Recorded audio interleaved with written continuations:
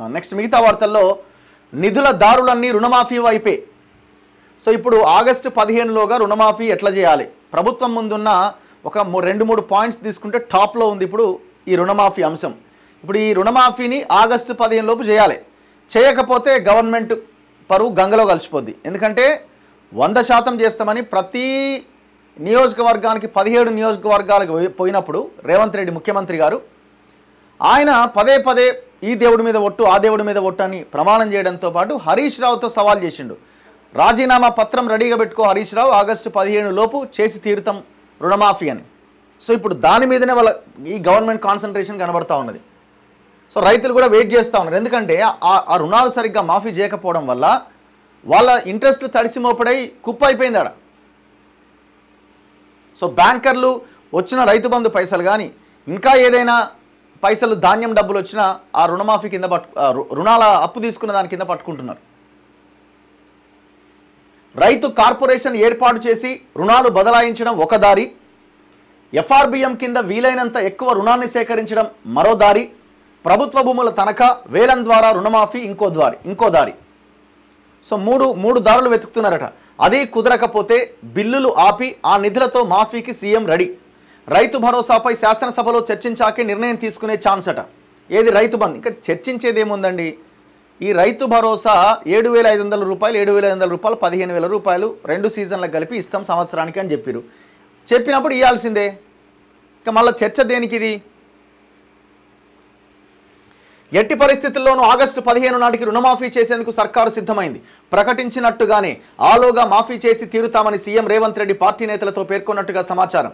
ఇందుకు అవసరమైన నిధుల సమీకరణకు ప్రభుత్వం ముందు 3 మార్గాలు కనిపిస్తున్నాయి. ఒకటి, రైతు కార్పొరేషన్ ఏర్పాటు చేసి రుణాలు బదలాయించడం. సో రైతు కార్పొరేషన్ ఏర్పాటు చేసి బ్యాంకుల దగ్గర రైతులు తీసుకొచ్చిన అప్పుల ఆ 30,000 కోట్ల ఏదైతే ఉందో ఆ అప్పులు మొత్తాన్ని కార్పొరేషన్కి బదిలీ చేస్తారు. సో ప్రభుత్వం కడుతుంది అప్పుడు. సో ఇది ఒక దారి. రెండోది, ఎఫ్ఆర్బిఎం నిబంధనలకు లోబడి ఏడాదికి 58,000 కోట్ల రుణం తీసుకునే వెసులుబాటు ఉన్న నేపథ్యంలో మిగిలిన 9 నెలల కాలానికి సంబంధించిన రావాల్సిన రుణ మొత్తం 48,000 కోట్లలో జూలై ఆగస్టు నెలల్లో సాధ్యమైనంత ఎక్కువగా తీసుకునే ఆలోచన. అంటే దగ్గర కమింగ్ 9 మంత్స్కి 48,000 crores మనం అప్పు తీసుకునే అవకాశం ఉంది ఎఫ్ఆర్బిఎం పరిధిలో. సో ఇప్పుడు ఈ 48,000 కోట్లలో ఒక 20,000 కోట్లన్న మినిమం తీసుకొని మిగతాది అటు ఇటుగా సెటరైట్ చేస్తే ఈ రుణమాఫీ చేయొచ్చు అన్న ఒక ఆలోచనతో వీళ్ళున్నారు. ఎఫ్ఆర్బిఎం రుణాలను ఫలానా దానికే ఉపయోగించాలి అనే షరతులు కూడా ఏమీ ఉండవు. ప్రభుత్వ అవసరాలకు ఉపయోగించుకోవచ్చు. ఈ నేపథ్యంలో జూలై ఆగస్టు నెలల్లో ప్రత్యేక అవసరాలు ఉన్నాయని వివరించి తీసుకునే అవకాశాన్ని కూడా ప్రభుత్వం పరిశీలిస్తోంది. అందుకు రిజర్వ్ బ్యాంక్ అంగీకరిస్తుందనే ఆశాభావంతో ఉన్నది. గతంలో కూడా నిర్ణీత సమయం కంటే ముందే ఇలా అధికంగా నిధులు తీసుకున్న సందర్భాలు ఉన్నాయి. ఒకవేళ అనుకున్న సమయంలో అనుకున్న మొత్తానికి అనుమతులు రాకపోతే 3వ పద్ధతిని అనుసరించాలని సర్కారు భావిస్తోంది. అదేంటంటే ప్రభుత్వ భూములను తనఖా పెట్టి నిధులు సేకరించడం, లేదా ప్రభుత్వ భూములు వేలం వేసి అవసరమైన నిధులు సమీకరణ చేయడం. అయితే ఇది సమయంతో కూడుకున్న పని. రుణమాఫీకి తుది గడువు ఇంకా 2 నెలలే ఉన్నందున ఈ ప్రక్రియ ఎంతవరకు ఆచరణ సాధ్యమనే అంశంపైన ప్రభుత్వం కసరత్తు చేస్తున్నట్టుగా తెలిసింది. ఒకవేళ ఈ 3 పద్ధతుల్లోనూ నిధుల సేకరణ చేయలేకపోతే జూలై నెలలోనే ప్రభుత్వానికి వచ్చే పన్నుల ఆదాయంలో అత్యవసర ఖర్చులు పోను మిగతా మొత్తాన్ని రుణమాఫీకి మళ్లించాలనే ఆలోచన కూడా చేస్తోంది. ఇప్పుడు నీకు వస్తున్న రెవెన్యూలో నువ్వు పెన్షన్లు ఇవ్వక తప్పదు, ఉన్న పెన్షనే కంటిన్యూ చేయక తప్పదు కదా. నువ్వు పెంచుడు తర్వాత సంగతి. ఉద్యోగులకు జీతాలు ఇవ్వడం తప్పదు, దానికే బాయ్ మొత్తం. ఇంకా నువ్వు దీంట్లో వాళ్ళ ఏదో ఆపి చేసేది ఎట్లా సాధ్యమవుతుంది? ఇది చాలా కష్టమైన పనే. దాంతోపాటు ప్రభుత్వం సొంత వనరుల ద్వారా సమీకరించుకున్న నిధులను ఎఫ్ఆర్బిఎం పరిధిలో కనీసం 10,000 కోట్ల రుణాన్ని సేకరించి ఆ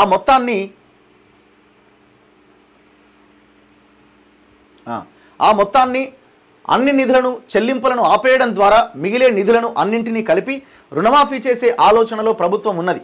జూలై నుంచి వేయాల్సిన రైతు భరోసా పైన అసెంబ్లీలో చర్చ పెట్టాలని ప్రభుత్వం భావిస్తోంది. బీఆర్ఎస్ ప్రభుత్వం రైతు బంధు కింద 2018-19 నుంచి మొన్నటి వరకు 80,450 కోట్లు ఖర్చు చేయగా అందులో సాగులో లేని భూములు గుట్టలకు 25,600 కోట్లు వేసినట్లు ప్రభుత్వ లెక్కలు చెబుతున్నాయి. అలాంటి భూములకు పెద్ద రైతులకు రైతు భరోసా ఇవ్వాలా వద్దా అనే అంశంపైన శాసనసభలో చర్చించిన తర్వాతే తుది నిర్ణయం తీసుకోబోతున్నట్టుగా సమాచారం. ఈ ప్రక్రియ ఆగస్టు దాకా కొనసాగే అవకాశం ఉందని అంచనా. ఇప్పుడు ఈ రైతు భరోసా మీద ఎవరెవరికి ఇవ్వాలి అని అంటున్నారు. మీరు ఎవరెవరికి ఇవ్వాలి అన్న దాని విషయంలో అసెంబ్లీలోనే ఎందుకు? ఇప్పుడు రైతులు ఆల్రెడీ పంటలు వేసే సమయం వచ్చేసింది, వర్షాలు పడబోతున్నాయి, కొన్ని చోట్ల పడుతున్నాయి. ఈ సందర్భంలో మీరు తక్షణం ఇప్పటి నుంచి స్టార్ట్ చేస్తేనే అది ఎన్ని రోజులకు అయిపోతుందో. ఎందుకంటే ఫైనాన్షియల్గా ఇబ్బందిగా ఉన్నదన్నది అందరికీ తెలిసిన ముచ్చటే. మీరు ఇప్పుడు అసెంబ్లీ ఎప్పుడు సమావేశం కావాలి, ఎప్పుడు చర్చించాలి, ఎప్పుడు ఇది కావాలి? మళ్ళీ మీరేంది ఏది కేంద్ర బడ్జెట్ని చూసిన తర్వాత ఇక్కడ రాష్ట్ర బడ్జెట్ని ప్రవేశపెడతామని అంటున్నారు. మరి కేంద్రంలో అక్కడ పార్లమెంట్ సమావేశాలు, ఆ సమావేశాల్లో దాన్ని బట్టి అంచనా వేసి మీరు ఇక్కడ సమావేశాలు పెడతారు. ఇది ఆగస్టు ఎండింగ్ సెప్టెంబర్ దాకా పోయేటట్టున్నది. మరి ఆలోపు రైతులకు రైతు బంధు రాకపోతే ఎట్లా?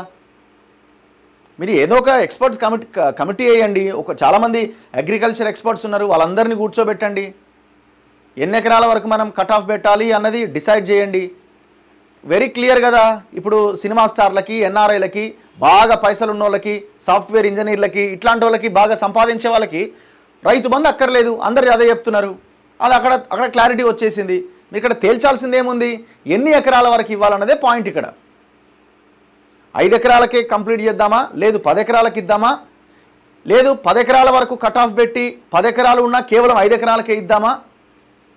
ఈ లైన్ తీసుకోవాలి. లేదు ప్రధానమంత్రి పిఎం కిసాన్ ఏదైతే మార్గదర్శకాలు పెట్టారో దాన్ని ఫాలో అవుదామా అన్నది ఎక్స్పర్ట్స్ని పెట్టి డిసైడ్ చేయొచ్చు.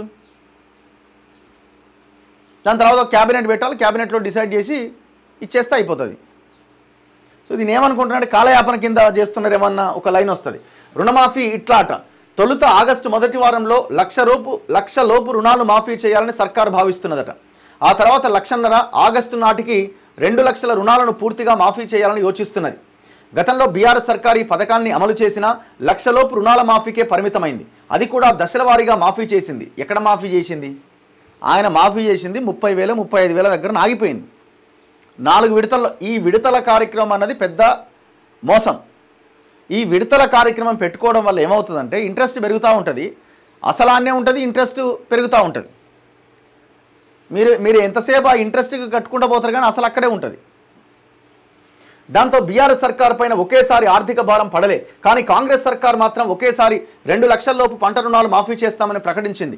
ఇందుకోసం 35,000 కోట్లకు పైగా నిధులు అవసరమవుతాయని అంచనా వేశారు. రుణమాఫీ కోసం అందుబాటులో ఉన్న నిధులన్నీ వాడేస్తే ఆ తర్వాత ప్రభుత్వ అవసరాలకు అప్పులు చేయాల్సి ఉంటుంది. ఆ సమయంలో పెద్ద ఎత్తున భూముల అమ్మకం, ఎక్సైజ్ రిజిస్ట్రేషన్లు, పన్నులు, ఎక్సైజ్ సుంకాలు, గనుల సీనరేజీ ఛార్జీలు, రవాణా పన్నుల్లో లీకేజీలను అరికట్టే చర్యలు తీసుకుంటూ అదనపు ఆదాయం సాధించే అవకాశం ఉన్నది. ఇందులో ప్రధానంగా భూముల విలువలను పెంచడం పైన సర్కారు దృష్టి పెట్టింది. ప్రభుత్వ భూములు, దిల్ ఆధీనంలోని భూములు తనఖా పెట్టడం ద్వారా 20 నుంచి 25,000 కోట్ల ద్వారా సేకరించవచ్చని తెలిసింది. ఇక భూముల విలువ పెంపు ద్వారా అదనంగా ఏడాదికి 5,000 కోట్ల వరకు రాబడి పెరగొచ్చని భావిస్తూ ఉన్నారు. సో ఇట్లా ఈ రుణమాఫీ ఎట్లా చేయాలి అన్న దాంట్లో ప్రభుత్వం తలమునకలై ఉంది. ఖచ్చితంగా చేసి తీరక తప్పని పరిస్థితి.